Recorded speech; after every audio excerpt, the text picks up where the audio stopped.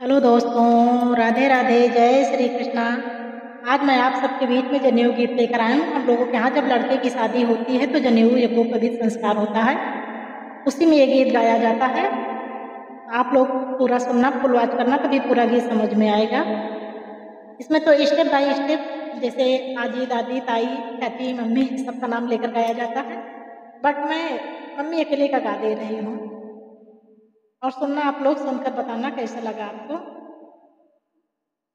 मड़ई माकड़ा है बरुआ तो मामी मामी करई हो।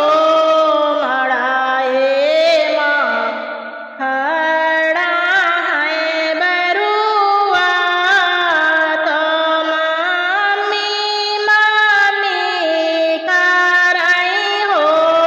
कहाँ गा